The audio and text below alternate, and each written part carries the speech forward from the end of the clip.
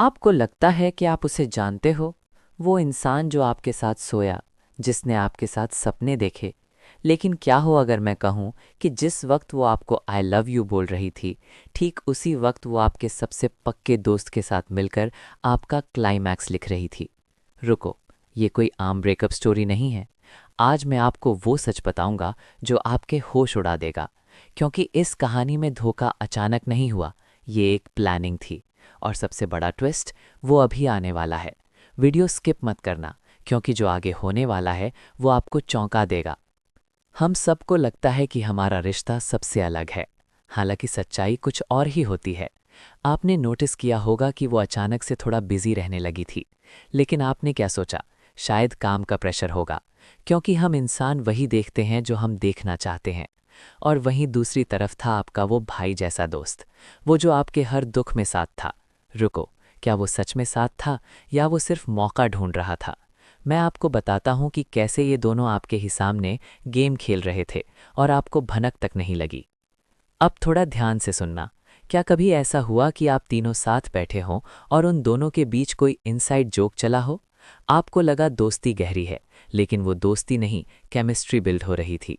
चौंका देने वाली बात यह है कि जब आप अपनी गर्लफ्रेंड से अपने दोस्त की बुराई करते थे, वो उसे डिफेंड करती थी। क्यों? क्योंकि तब तक उनका बॉन्ड आपके बॉन्ड से ज़्यादा मजबूत हो चुका था। हालांकि आपको लग रहा था कि आपका दोस्त आपको रिलेशनशिप एडवाइस दे रहा है, पर असलियत में वो आपकी एग्जिट स्ट्रैटेजी प्लान कर रहा था। होश तो तब उड़ेंगे जब आपको पता चलेगा कि जिस दिन आपका ब्रेकअप हुआ, उसके 2 घंटे पहले वो दोनों कहाँ थे। ब्रेकअप हो गया, उसने कहा इट्स नॉट वर्किंग। आप टूटे हुए थे। आप किसके पास गए? उसी दोस्त के पास। लेकिन क्या आपने नोटिस किया, उसके चेहरे पर वो दुख नहीं था, एक अजीब सी शांति थी। बताता हूं ऐसा क्यों था, क्योंकि वो इंसान जिसे आप अपना सेफ प्लेस समझ रहे थे, वही इस आग का मास्टरमाइंड था। रुको, कहानी यहाँ खत्म नहीं होती। अगले 10 दिन में उनका ऑफिशियल होना कोई इत्तेफाक नहीं था। ये एक स्क्रिप्ट थी जो महीनों से लिखी जा रही थी, क्योंकि धोखा देने वाला कभी अकेला नहीं होता, उसे हमेशा एक इनसाइडर की ज़रूरत होती है। अब सवाल ये आता है कि दोस्त ने ऐसा क्यों किया? हालांकि वो आपका भाई बनता था, पर उसके अंदर एक इन्फीरियॉरिटी कॉम्प्लेक्स था। वो आपकी हर चीज़ चाहना चाहता था, आपकी खुशी, आपकी पॉपुलैरिटी और आपकी पार्टनर। ये सुनकर आपके होश उड़ जाएंगे कि ऐसे लोग अक्सर सिंपैथी का खेल खेलते हैं। वो उस लड़की को ये फील करवाते हैं कि तुम डिज़र्व बेटर करती हो। और बेटर कौन? वो खुद। लेकिन क्या ये रिश्ता टिकेगा?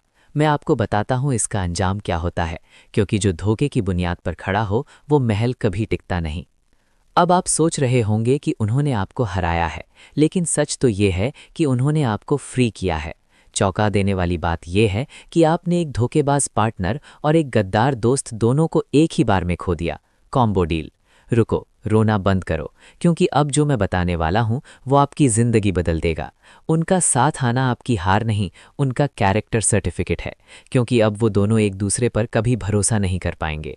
उन्हें हमेशा डर रहेगा कि जो एक के साथ हुआ वो दूसरे के साथ भी हो सकता है। हालांकि वो खुश दिखेंगे, पर अंदर से वो हमेशा इनसिक्योर रहेंगे।